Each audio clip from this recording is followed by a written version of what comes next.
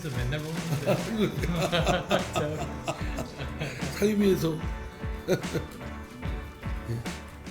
대표님께서 이제 모두 받은 이제 오늘 만나시는 계기나 이런 걸 말씀해 주시고요. 그 다음에 이제 비공개로 했다가 이제 다시 질의응답 말씀하시죠. 예, 말씀하세요.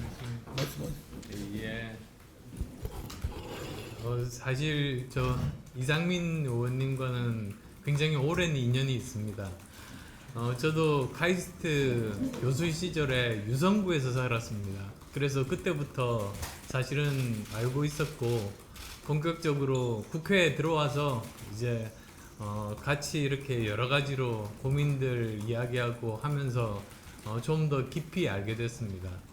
그런데 특히 최근에 이제 탈당을 하시고 지금 여러 가지로 고민을 하고 계신 상황이라고 들어서 저도 사실은 비슷한 경험을 한 적이 있었고 그때 그 마음 상태라든지 고민의 내용 같은 것들 저도 나름대로 경험한 적이 있습니다.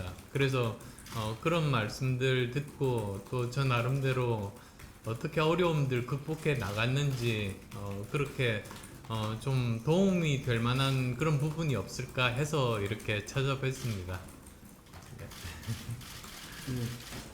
그리고 안철수 의원님께서는 이미 그 과학기술에 대한 전문적 식견을 갖고 계시고 그래서 제가 평소에도 지난 문재인 정부 때도 그 과학기술에 대한 부분 또 여야 간의 그 합의를 좀 이끌어낼 부분이라든가 있으면 협조도 구했고 또 윤석열 정부 들어선 이후에도 인수위원장을 하셔서 이 과학기술에 대한 또 과학기술에 대한 국가적 뒷받침이라든가 또 과학기술 중심국가를 그 윤석열 대통령이 공약으로 내걸었고 또 주창해왔기 때문에 이 과학기술이 보다 더 좀 국가에 진정하게 연구위원장에 뒷받침되는 것이 있어야 되겠다. 특히 이번 내년도 예산에 있어서 과학기술 R&D 예산이 연구위원장의 뜻, 현실 뭐 이런 상황을 좀 소홀히 한 채 그 소위 대패질 삭감을 해서 연구위원장이 상당히 사기가 저하되어 있고 특히 그에 대한 불만도 팽배해 있습니다.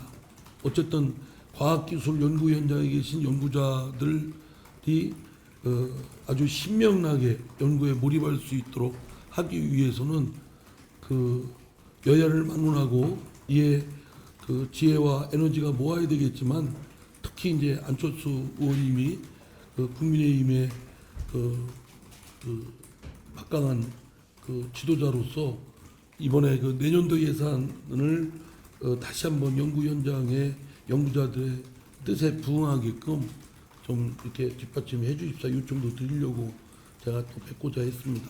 이와 함께 또 이제 제가 전에 있던 당에서 당을 좀 더 바로 세우고 민심에 부합하는 좀 더 나은 정당을 만들고자 했지만 그는 뭐 실패로 돌아갔습니다. 제 공력도 부족했고 또 제가 아무리 그런다 한들 구조적으로 그 사당화 또 그 개딸당 이렇게 돼서 민주주의 정당 공당으로 볼 수 없는 지경에 이르렀고 도저히 손쓸 수가 없고 개선할 수가 없다라는 제 나름의 판단을 하고 나가서 진정한 공당을 거기서 제 역할을 좀 찾아서 해야 되겠다.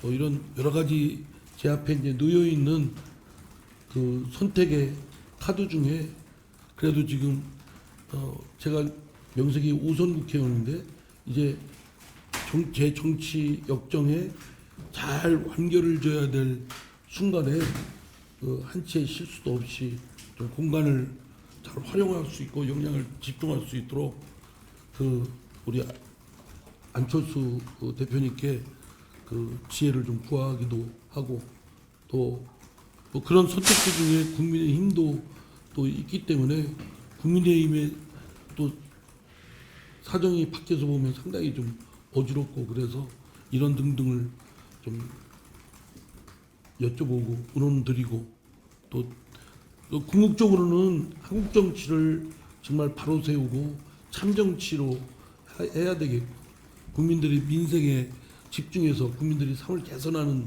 정치의 본래의 역할을 할 수 있도록 하는데 아마 저나 안철수 대표님이나 생각이 같을 겁니다. 거기 그것을 위해서 뭐 같이 뭐 당이라는 껍데기를 같이 하든 뭐 달리하든 관계없이 그 뜻을 모으고 에너지를 모으는 것은 똑같이 해야 될 일이라고 생각합니다.